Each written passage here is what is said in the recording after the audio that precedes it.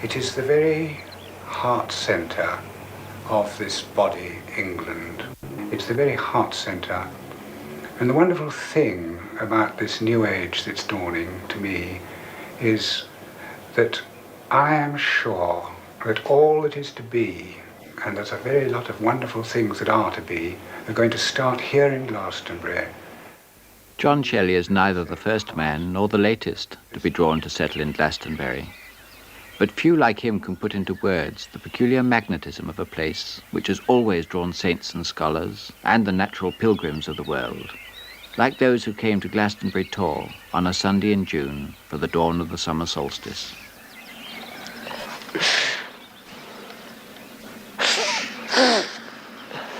Yeah, there you go.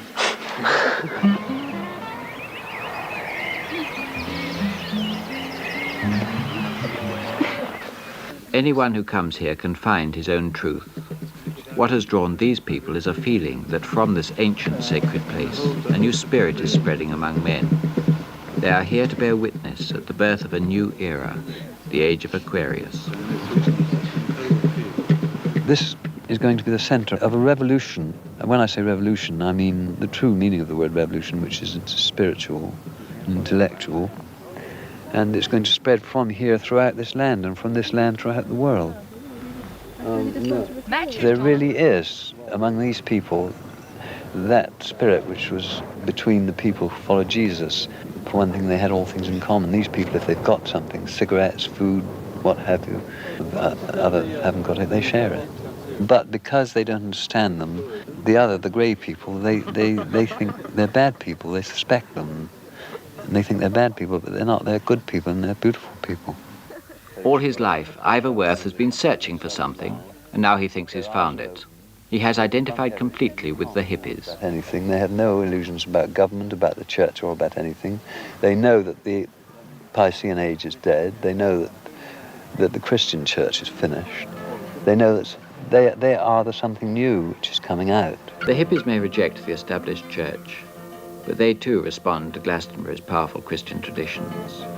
One legend says that when these hills were islands washed by the sea, Joseph, the uncle of Jesus, landed here with a group of disciples, bringing to the Druids of Glastonbury Tor the new teaching of Christ.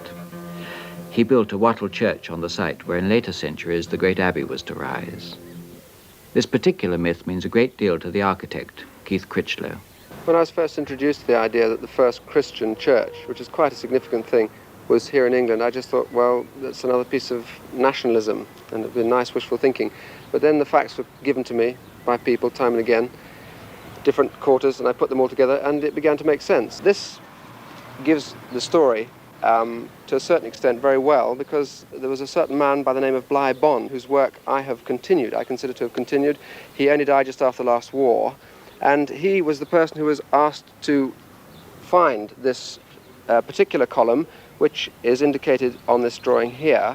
And when he discovered it, he decided to dig even deeper, and he found the circular foundations of what he believed to be the very, very first foundations built in 37 AD, very shortly after Christ died himself, and the people who came over were people who had living contact with Christ, and they set up one cell each for each of the hermits, with the wattle church, which is this is talking about here, set up in the middle.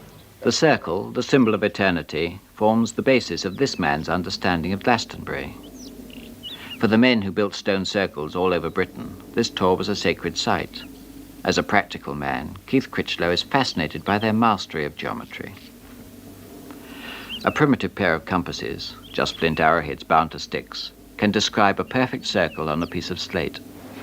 We've had to take this off the roof of a house, but Neolithic man would have had access to a chipped slate, and the ability to scratch and make marks on here would have given him immense precision.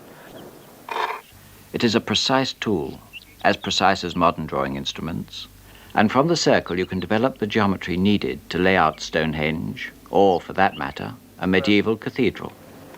It's a magnetism. People are magnetized here. But I think you've got to live right and even eat right and think right to be sensitive enough to be magnetized.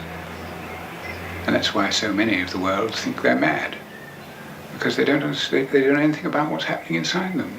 I've been on the top of the Tor. I've walked around a little, felt, so to speak, thrown out my antennae, and I've come to a place and stood there, and I can draw power from the Tor up into me, and I can feel rejuvenated. There's no doubt about it, the Tor has a power. It's impregnated with power, always has been, and has been impregnated recently with a new power, a power of the New Age. And naturally, it's magnetizing, well, without being sentimental, it's magnetizing what I like to call the angelic generation. They are young and they are more conscious of the beauty and the vibrations and the great future of this place. To the hippies, the vibrations are a feeling, something below or above the level of language, which doesn't need to be put into words. Coming here is a tribal experience, a reaffirmation of a lifestyle based on gentle goodwill.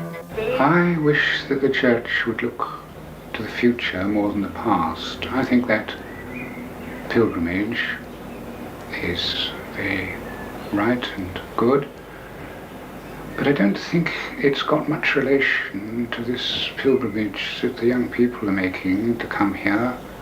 They are all united and all loving and looking to the future. But this Tor is the very seed of the future, the very seed of the Aquarian age. Wonderful things are going to happen. I know they are, and they're going to happen through this wonderful generation that's coming up. Now it's straight out of the Bible. Young men shall see visions, and I've talked to young people that walk up on their Tor and they see visions. They don't talk about it. They only talk about it to very few people, because well, you don't talk about that sort of thing, and perhaps I shouldn't be talking about it now, but I'm speaking about it. I'm going to talk about it. And these people are meditating. They're forging channels for the spirit of the New Age to come down and into the world. The Golden Age, the millennium.